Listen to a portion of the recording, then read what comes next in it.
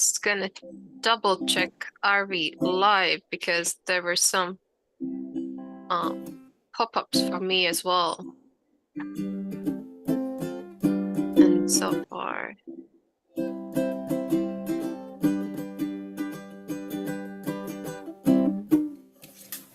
How's the sound? Is it cut, the guitar, or you hear all of I it? think it's all right. It's really, really good. I think it's really good. So, Verify my setting. So, no, it should be okay. fine. I think it kind of paused a bit because you had to accept the live stream on your end as well.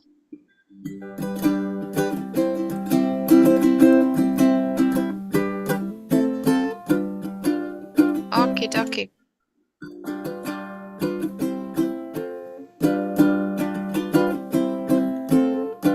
We're live now in all the possible places that we could be live.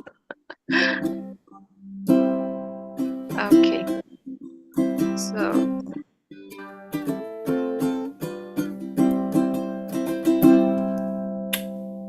Bonjour tout le monde. Hi everyone. Mr. Happiness, Monsieur Bonheur, live from Montreal. 24th of June, June 24. That's a mixture of French and English, which is actually it's a holiday here today. It's Independence or Quebec Day or something like oh, that. yeah. It's not really a holiday, but it's a summer solstice. Do you Oui. celebrate that as well, do you? Personally, I do Okay. because I love so much nature and the universe, and I find this magical, this movement of the stars and the longest day before we Mm. get into winter. Let's stay Again. in this. So, how are you? Comment I'm just vas-tu? I'm all right. I was just thinking, are you gonna start with a song again, or what's your plan? Uh, I've It's because no I could plan. let you. It just play. It's no plan, just play. It's just plan. It's not play. Um, Let's jump right in, play. Yeah. I actually, let's say, maybe your viewers won't have seen this, but there's this video I sent you yesterday of Of day before yesterday. of a 80-year-old ballerina, or I don't know how old is she, but she's old and in her chair, and it seems like she's not able to move and totally inert. And then they put the music of a Swan Lake Yeah. on it. And then suddenly she just becomes alive and her movements are, I mean, her wrist, everything is so subtle, souple. It's amazing. And that just made me think you know, play when you're not thinking, when you're living in the moment, when you're passionate about it, it's just magical. Mm. I totally agree with that. And last, the smiley face. Yeah, last time we spoke about uh, how it is possible to agree with someone or not to agree with, and then the position you put yourself in once you decide to agree with something, and the silly part of it, like who are you to agree with something or not to agree with, because it's already happening, and the only thing you could possibly do is just observe the thing happening, and then it doesn't really matter if you agree or not. For in other person's reality, that's already happening, and you could only adjust or not adjust. It's up to your decision. But the story you told us about the ballerina, I think we could Mhm. put the link in the after our conversation is ended today, so all the viewers who want to listen or watch the video, they could do it themselves. And when I watched that mini video, I recalled myself in many situations when it's no coincidence that I mentioned the observing fact that someone needs to observe you, because this lady, it seemed like she lost all the observators in that moment. She's very sick and she's old, and she rather not cares much about this world anymore. At least it looks like that way. But the minute that they start to play music for her, it seemed like she disconnected from all the reality that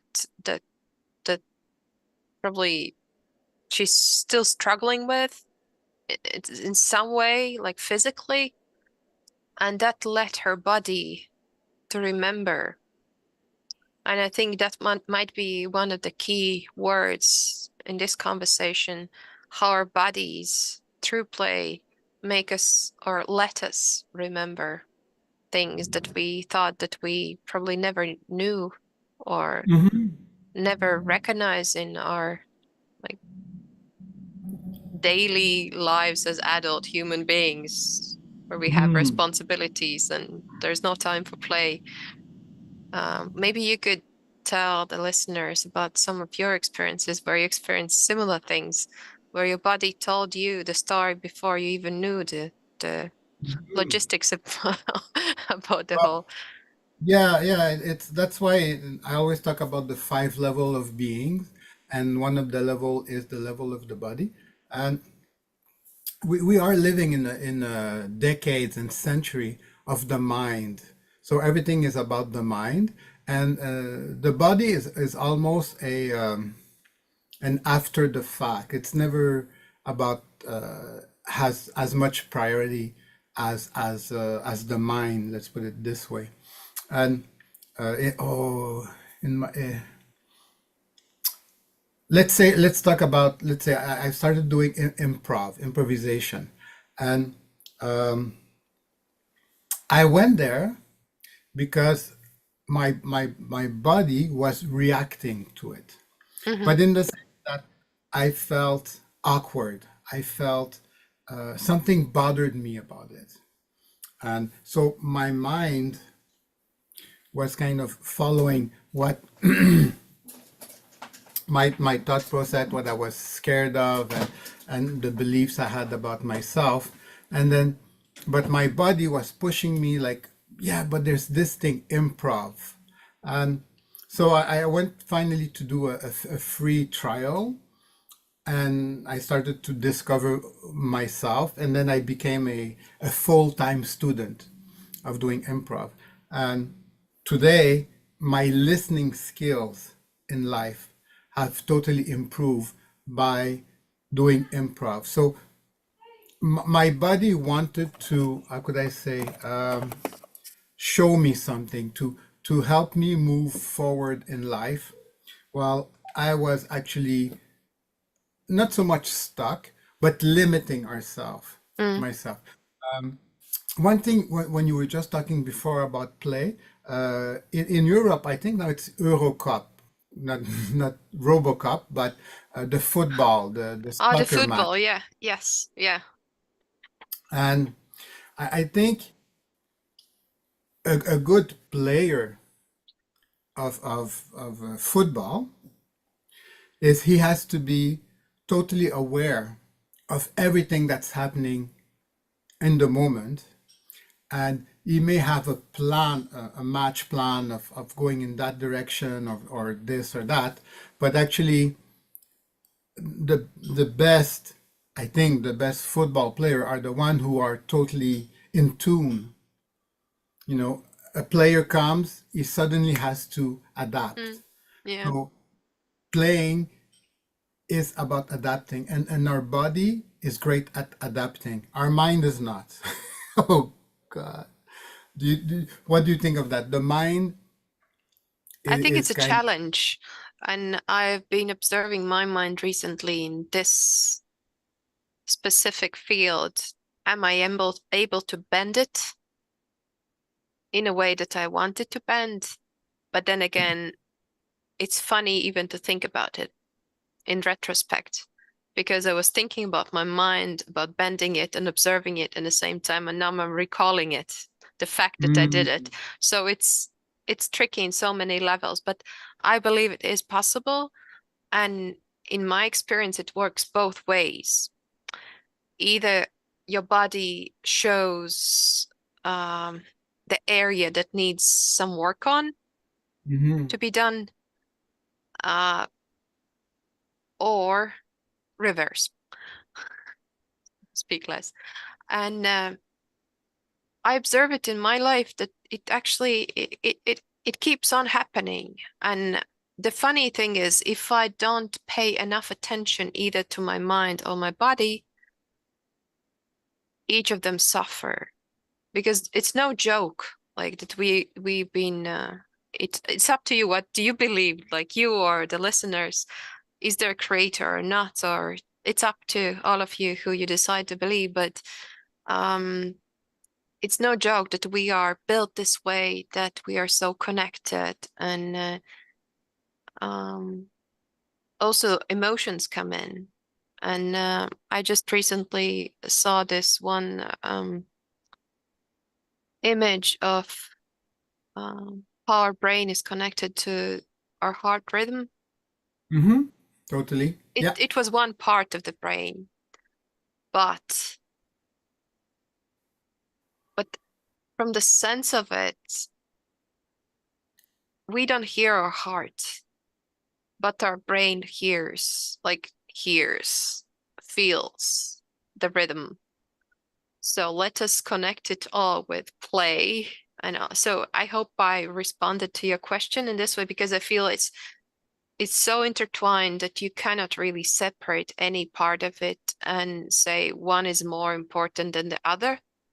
Because there could be days where you kind of struggle, but then you pull yourself out to, No, like as I grab totally your agree hair with. and pull yourself out in the situation that you thought you're not able to get out by Mm-hmm. um by just letting it flow a bit. And yeah, what do you I, think? Does it it, describe a bit how you feel about this whole thing of emotions I and like play? And yeah. exactly the whole thing. I love how you bring all this information together. It's the idea that it, like you say, it's hard to separate um, feelings from thoughts and emotions and what the body is saying. And in my practice, then that's why I use the five system of the mind, the heart, the body, the soul, and the universe. Because we are alive here. You and me, you're I could I'm kind of spiritually touching you in Ireland there, you know. We could feel the connection or not. Um, but creator, I talk about faith, you know. Um, and faith has nothing to do with religion. Okay, Mm. so depending on your belief system, um, they say we live on a planet. Is that true or not? I don't know. I mean, at this point, it's not a question of that, but and then there's this thing called gravity. Mm. Okay, and then Oh, you want that's a big like I was yeah, to continue on. I have to, so much thought on this. and so if we ge- just for a moment consider the whole story of either the Big Bang or not, we don't have to go as far as the Big Bang, but that we are here, we are in the universe, on the planet Earth, and it's kind of spinning really fast because if the theory of gravity is why are we not like squashing like pancakes on the surface of the planet Earth? It's because we're spinning. So there's just this amazing equilibrium that we're spinning fast enough that we just have a bit of gravity so that we walk. If it would spin too fast, we would fly off in space. If it would spin too slow, we would Pancakes. we would be pancakes. Thank you. And but the idea is that we've taken that so much for granted, you know, um, that we don't consider how magical, how beautiful, how poetical this is. So for me, when I talk about faith, is this idea that yes, I am alive, sharing with the plants and the animals and I don't have to think about it. I mean, Mm, wow, I don't have to plan gravity. I don't have to plan this and that. So when I talk about fate, is saying that there is something beyond me that exists that I am out of. I mean, I came out of this thing there, and if I would question that, I would go crazy. You know, if I would try to control this. So when I something you mentioned before, like when we disagree, when we meet somebody with a different opinion, you know, that's when number four with our soul gets irritated. You know, it's like, you know, I want you to, yeah, exactly. You know, I want, I need you to be like me. I need you to think along the same line as me. And our society has made it that either you're a friend or a fool, you know, a friend or an enemy and stuff like that. So when, to talk about play, when I get in a situation when I'm with people who have totally different thought patterns, realities than mine, okay, then number four is about trust, meaning that I trust that my uniqueness, my soul, my beingness has meaning, has sense, has purpose. So whatever the other people may think of me, whatever the situation may think of me, number four is to have trust. You know, it's again, you know, when you want to play, these are elements that come into, you know, faith. When you play soccer or football in America, fate would be that you don't put into question the rules of the games. There's so many players. There's the size of the goal is this, and I don't know much about the rules of the game, you know. But you couldn't play soccer if each second you would question the rule of the game. You know, you just accept this is it. It's made like that, and you're either the person you're playing with, which is in your team, or the person who's in the other team that you're in competition, let's put it this way, in, okay, both you and him can be together because you're sharing the same faith. You're mm. sharing the same universe, you know. So you can run after the ball, you can fight each other, you can, you know, play tricks to each other or stuff like that. But when the game is done, when the last whistle is blown, you go to the other person and you shake his hand, and maybe you give him a hug and you say, boy, you were a good you know, adversary in that game, you know, because what you value more is not being right, is about that you played the game. Mm, So in life we forget this, we forget that we are sharing this amazing universe. So mm. when I meet people or plants or animals or things that are going against what I think I am supposed to do or stuff like that, I go back to trust and I go back to faith. So I see the whole picture, you know, and I say, boy, it's fun to be a human. And it's It that is simple. fun, yeah. Yeah, It's fun. when you mentioned this, two things came to mind. Recently, it's a book in Latvian, so I won't be able to, but it's about antique symbols of Baltic states and Baltic cultures, Mhm. and they are common in all the Europe. Some of them they are more common in other Europe, and some are only typical in the Latvian area, Baltic area. Hmm. And there was one symbol.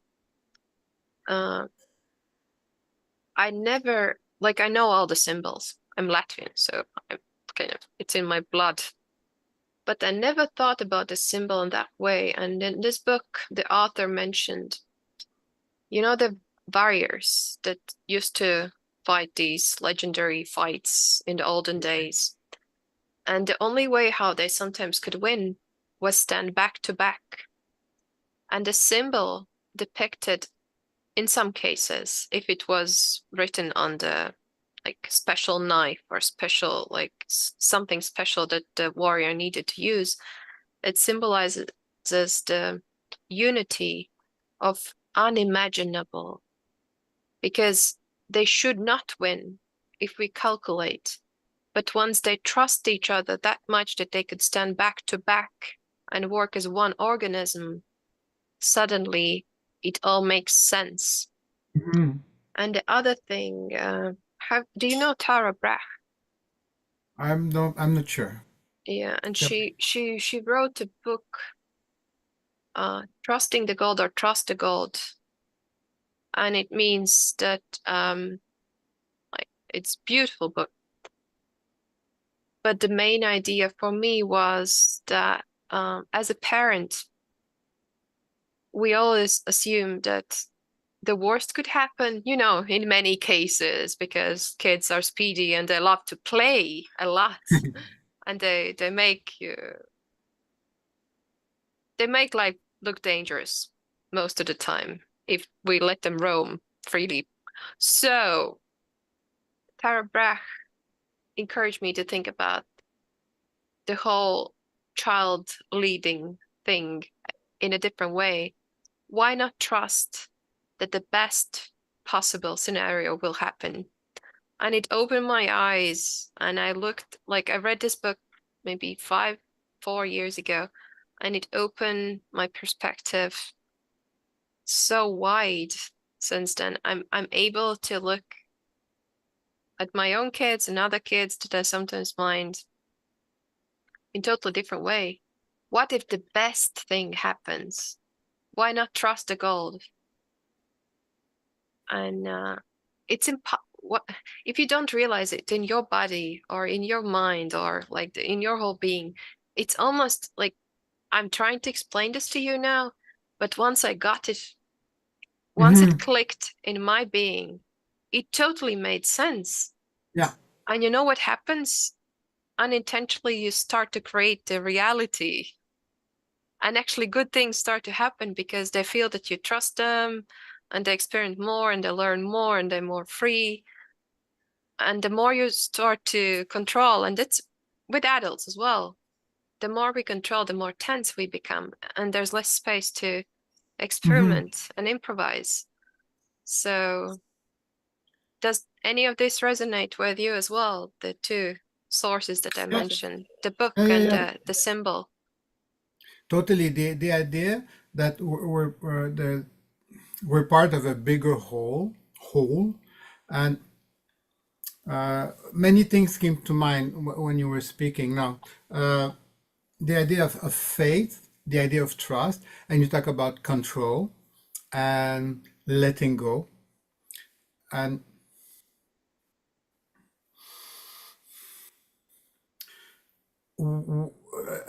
a situation like we can, like you gave an example of this person.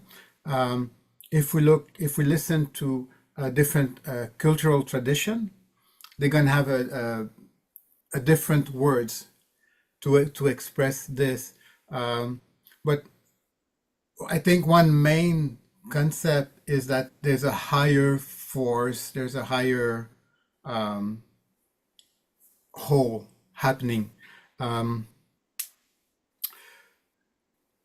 Personally, I don't use the word higher force because force brings back to control and control. So the idea is, how do we give more reverence Mm, to the different aspects of our life? How do we let go? How do we make room for what you say, to have more of this experience of being connected to listening and journaling. So the mind, like I said, there's 5 aspects to ourselves, and letting go. I say that journaling, keeping a journal, and just writing and writing and writing, emptying the mind, because the mind is a beautiful tool. It's an amazing tool to make sense of the world, but it's a terrible master, as they say. Our communal existence, it's all about relationships. Mm. So how we deal with relationships, so relationship with ourselves and relationship with other people around ourselves. These days, how could I say, not the struggles have been having, but the learnings Mm. I'm facing is the idea, okay, I've worked on my faith, meaning, yes, no matter how different you are, I know we're in this together in the world. And number 4 is the soul, the ego, the self, and to say, okay, I'm here. Like Guy, Mr. Happiness is here. He doesn't have to justify anything. He just is. That's all. Be that other people accept him or not, I am, and Zane, you are, and Melissa, you are, and Lise, you are, and Marlene, you are, John, you are, Mark, you are, whoever out there, love you all, and not to doubt that aspect that we just are, but being doesn't mean that the other have to approve. It just means that we don't question ourselves. And after having faith and after having trust that you're there and you don't need to justify, you don't need to explain, then the body part, the number 3, is power. That not only we are here, we exist, we exist, we exist, each of us individual beings. And I think what I'm learning these days is number 3, is the body, is that we have a power. So we're not, like a sticker you stick on the wall and they say, that's me. Mm. The wall is there, the sticker of you is there, but we're actually beings that live in a time and space. And we have been given, and number 3 is when I say each of us have a gift. So the universe is there for all. Each of us is individual, is amazing, is a point of view on this universe.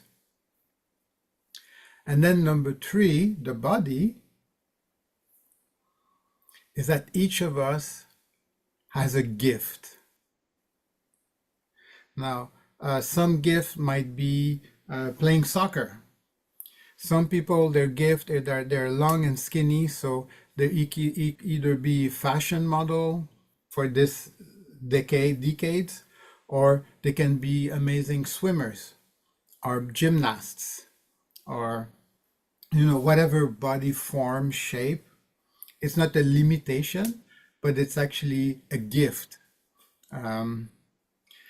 Some of your gift might be you might be more loving, compassionate, patient. But some of your gift might be you might be more angry. You might be more irritating. but that's also a gift because in society, I mean, I've worked with uh, groups of people, and I'm generally a kind of shy, quiet, helping everybody around. And then there was this person in my group who was more of a kind of loudmouth, obnoxious. And you see the words I'm using, they're pejorative, Yeah. you know, but in a more neutral way, you could say he was unashamed of using his power. Paf, he just kind of bang. So, which wasn't like me because I didn't own my power. I'm still learning to own my power. Let's put it this way now. Mr. Happiness is my first true expression of my power because I say it out to the world now. I'm Mr. Happiness. I believe in happiness and I will die. My last second of breath is going to be Mr. Happiness. That's my power. That's my superpower. I'm Mr. Mm. Happiness. What a strange superpower, but it's true. I mean, I've been given this power to do this. Okay. But sometimes, so this friend in this group who was kind for me obnoxious and loudmouth. But to put it more neutral, more outgoing and dynamic and expressing himself. Well, when there was a struggle with an accident, an event, and then we had to face another group of people with authority and stuff like that, then we needed a loudmouth person. We needed someone who was aggressive. We needed someone who would never back up or try to be conciliatory. Like Mm. we, Yeah. he used his gift to defend the group. So sometimes we do need people who are totally muscle bound loudmouth because they give me the room for me to be Mr. Happiness. I don't know if that makes sense, what I'm No, saying. it does. It definitely does. I would have a question about what the force is. I think I did understand the part, the gift, because it might be combination, like if we attach epigenetics or like family we're born in. The gift might just represent the conclusion, the the last part, if you're the last in your, like if there's no further generation in the family, if you're the last, and that you might be the result, the sum of all the previous people in previous generations. That might be the talent part. But I have more questions about the force. What do you think? I know where I feel in my body the force, the powerful feeling that, and it can be either destructive or creative in my own world and in my limits and limitations that I set for myself or sometimes don't set, and that's disaster then, but that's another story. I would be interested to hear more from your experience where you um, did, like, give us two examples where you used the force or you did not use the force or the power, and what Wow. were the results. Mm, wow. That's Because that's the whole being, that's the right. fire, almost the fire thing that we have, that you know we need it to exist, otherwise we are lame and dull and without breath. Like I said, like there's while I'm waiting for something to pop, like I'm having faith. So the mind, the heart, the body. the soul, and the universe. So number three, specific of using the body, the force. Well, when there was the lockdown here, um, I started running. So Mm, I felt so utterly powerless with the government measures, the relationships happening between the two camps, the people who were totally agreeing with the stories being told in the media and acting very aggressive toward anybody not following the rules.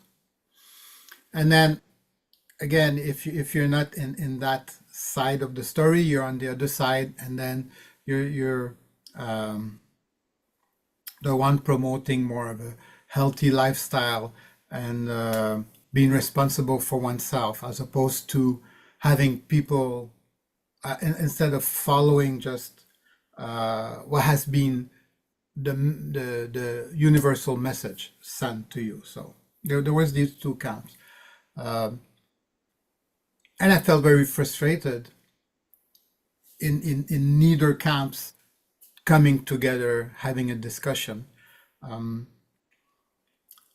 So since here, like you mentioned before in Canada, the lockdowns were kind of worse. We had time at night, we couldn't go out, curfews, and they cut some road, and there were cars with speakers warning the citizens to stay inside. It felt like in a movie. Anyway, so I just started running like Forrest Gump, from one day to the other, and I hurt my knees very fast because I never ran before. And I ended up last year running like 30 kilometers, like 3 4 hours nonstop, and most of it barefoot, bare chest, and then in the winter. And so I've used that force to deal with all the anxiety, mm, the negative energy I was living through. So nobody told me to do this. So it's the same thing with fasting. So I did 5 days, 10 days, 20 days of just drinking water. Again, it's not being promoted by the mass media because it's free. mm. They're not It's gonna make promoted by any. some good doctors to shift the pattern of life, shift the, Exact. yeah, the thread. And I love what you say, because shifting the patterns, our thought patterns, our belief systems, our stuff like that. So these are examples of nobody told me what to do. Nobody told me to start running, and nobody told me to start fasting. I mean, no one told me. This was I did my research and blah blah blah, and so, like I say, the sticker on the wall, the wall is the universe, the sticker is you, but that doesn't do anything. It's just standing there. So number three is to actually accept that you have a gift. I have this friend, Christian, who's amazing at doing improv. I met him at doing improv, but actually he was a musician before doing improv. I mean, he still is a musician, but I met him as an improv guy, and then eventually discovered, oh, actually, you're a musician who's doing improv as opposed to like this. And then later I discovered that I knew his father because we used to sing and play in a band together like years ago, and that's funny. And then eventually I learned that his grandmother is one of the famous Canadian women jazz singer. It's like, okay, whoa. Makes So, sense. All makes sense now. so, so it's like Christian has a gift, you know. His Yeah. gift is his voice. His gift is his sensitivity. His gift is his music. Um, I cannot do my income tax. I still didn't do my taxes. So I hire somebody whose his gift is he does the taxes eyes closed. I mean, for him, it's nothing to do that. So Mm. we don't know. We don't know what our gifts can be. It's possible to discover, but it's really the idea that there's the universe. It exists. It's there. You can be a a sticker on the wall. If you think there's this. I don't know if it's from the movies or if it's just an expression. But when they say you go to a dance and you're in college, and then you say, "Don't be a flower on the wall," right? There's an Wallflower, expression, yeah. Wallflower, yeah. "Don't be a wallflower," which basically I was. I mean, I was so shy, so afraid. Um, the first time during a kind of a group of friends got together, and we were like 14 and 15 boys and girls, and we're supposed to dance together, and we're much too shy, so we took names out of a hat. Anyway, so um, the first time I pulled a name, I screamed. I mean, poor girl. No, didn't scream of joy. I didn't scream of being scared. I just kind of uh, I just couldn't handle the surge of being scared, being shy, being. But actually, it was just dancing. So anyway, just to come back to, there's the wall, there's the sticker, and then there's the power, and that's number three. Huh? So five is the faith, the universe. Four is the trust, that just the fact that you are. You don't need to justify anything. And three is just the fact that you are means you have the power to act, to do stuff. And since we are physical beings, we have a body. So our body is our machine to do stuff. It sounds so simple, does it? It The is, it scheme is. I'm is, so but sorry. it's Yeah. amazing how many people don't take the chance to even consider that they have the right, that they have the right to use the body, Mm-hmm. that they not even going to the gift part, but they have the Exactly. right Exactly. Yeah. to know their body, to know how it Mm. functions, to know what it needs, because each of the bodies are a bit different. We are all very similar, but Yeah. we are also very, very different. The sizes and the genders and like the needs and the areas that we live, and it all differs. But we tend to forget that we have the right to explore. And if we, like, forgive my French, but if we fuck up, then that's taking responsibility in the same time as well. It's that's the word responsibility. That's such a It's a tough one. Yeah, It's it's a strong, so yeah, no, no. yeah. Let's keep it there, but just say I won't go there because that's a whole show to talk about responsibility. But just to use another word that, like to say you have the right to use your body, then I'm going to use, and sometimes the language helps you so much. Let's say it's a given.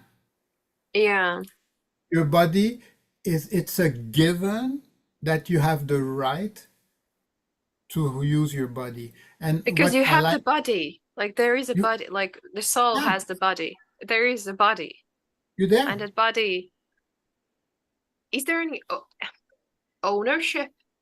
How do you connect this word with ownership? Like owning the We're, body. Do we own we're, the we're, body? Who owns the body?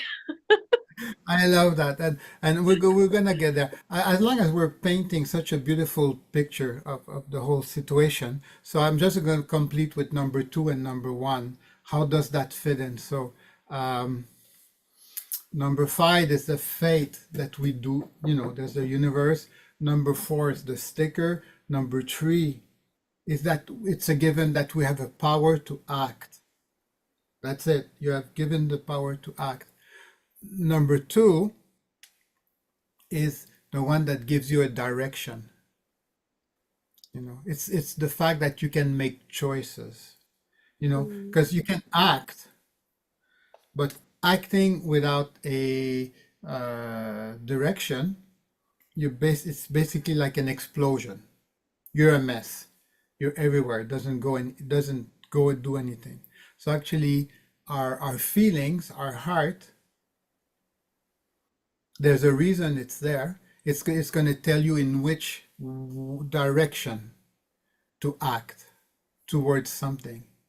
And number one, the last one, the mind, is about having a purpose, having a meaning. But often the sad thing is that we don't know what our purpose is or our meaning is. So to come back to what you were saying before, About the ownership. that about the gift Ah, the gift. can be destructive, but it's actually not destructive. It's deconstructing what your number one is. So we kind of we think we know what our purpose is. That's a lot of words in there. So we think we know what our purpose is. That's the hardest one. So education, society, our culture, our family keep telling us what is our purpose or what has meaning in life. You know, when you're a kid, you might. Oh, we're running out of time, but when you're a kid, you get this expression of uh, "you're not yourself," Mm, or you know, uh, how do they know? It, exactly. you know, when somebody says, "Oh, you're not yourself," it's basically saying, "Hey, you're not acting according to my needs. You're not acting according to my expectations." So when somebody say, "Oh, you're not yourself," they're never talking about you. They're talking Mm, about themselves. They're revealing themselves. So again, the same thing. How you know how do we get to know what is our purpose, our what gives meaning to the world? Okay. Well, it's all about the I talk about a chair that has or a table that has four legs, and if one leg is shorter than the other one, then the table is gonna, not gonna be stable. So um, to have equilibrium, if we use the four-legged, all the four legs must be crafted along the same way, along the same length. Let's put it this way. So to finish this metaphor, which is quite a big metaphor, each leg, so one leg is the mind, one leg is the heart, one leg is the body, one leg is the soul. Okay, the tabletop, that's the universe. Whatever you do with the legs, it's never going to affect the tabletop. The tabletop stays the same. Whatever you do with the legs, it mm, stays the same. But so to finish this example, the length, la longueur, the length of each legs is going to determine if the table is going to be stable or it's going to move, right? mm, If one length is not the same as the other one, doesn't work. So if I to conclude this idea, I'm going to use the same word length but I'm going to add length of time. So how much time are you giving yourself to think about your heart? How much time do you give yourself for the mind, time to give for the body, and time to give to your soul, to your beingness. And that's what I practice. Mm. I will continue on your thought, but I will add time less. And is it possible to be timeless or without time and in play? But that means we would need to make another conversation, part 4 about play. But Yeah, yeah. just for listeners and for you, I know we don't have much time as for the conversation. Uh, I coupled 4 words Mm-hmm. during this conversation, and you helped me to complete or filtrate them. I'm not there yet. It's not an essence. They're not the final words, but they describe the thought. So destruction would go alongside with consumption or consume, and deconstruction would resemble digestion, which is productive. So deconstruction would be productive rebuilding. It gives you the possibility to rebuild, where destruction is consumption, is almost as devouring. It's consuming without the aim. It's consuming for consumption's sake. It has no purpose. Does it make sense for you? Because I haven't finalized it yet, but it's lingering now.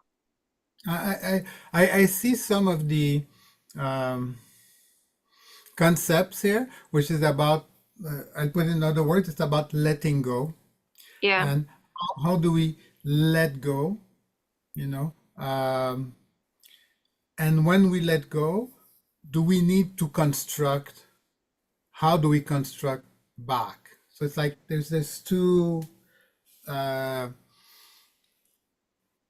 always practice the idea of the breath, of breathing. So if you only breathe in, you're gonna die, you're gonna explode. If you only breathe out, you're gonna die, you're gonna be empty. So what keeps us alive is the rhythm, is the wave of breathing in and breathing out, breathing Mm. in and breathing out. The somebody who has a very shallow breath, meaning he's going to just breathe like a little bit, he's going to be able to little bit, little bit, little bit. Mm. He's not gonna have energy to live life. You know, it's like when we're scared, that's what the body does. It tense and then we cannot breathe anymore. And how do we unscare ourselves? How do we face challenge? We just kind of Mm. so the idea of a rhythm of in and out, of building and of releasing, of but I think today, just to summarize the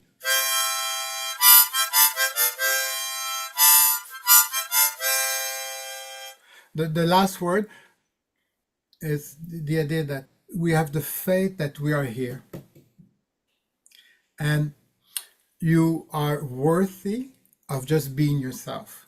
That's number 4. You're just worthy of being yourself. You don't need to explain anything. You don't need to do anything. And 3, and I like the word you use, you have the right to use your power. You have the right to use your power. And if we start from those aspects, so number 5, the faith of the universe, the 4th, that you have the worth of being yourself, and the 3, you have the power, what's going to happen is that the the definition of the purpose and the meaning that you had in your life before that moment, that's the part that's going to get destroyed, you Or know. deconstructed. Deconstructed, yes, let's lose that way, but re-question. Yeah. I'd say, and maybe that's a challenge for me, but I'd say you can never go wrong trusting the universe, having faith in the universe, having faith that you, having the trust that you exist, and using your power. What is scary about using your power is that suddenly all the life you've constructed for yourself to this point may Not fall apart. suit. Exactly. But Mm. and but that just means that it's about time. The time has come for you to use your gifts for which you are here alive, you know. That the I don't I mean there's many expression about the saddest thing about what is a life well lived or about missing a life or something like that. I don't know this expression. Maybe people can write it down in the in their thing down Comment, there, yeah. yeah, in the comment. But it's basically, for me, I would say, to finish today, a life well lived is a life that you've expressed your gift. Mm. Yes. That's your gift, yes. Yes. Mr. Happiness. Yes. I'm Mr. Happiness. That's my gift. I'm going to talk about happiness. I'm going to help people reach happiness. I do one-on-one coaching. I do speaking engagement if you want me to do speaking. And now I do impro laughter.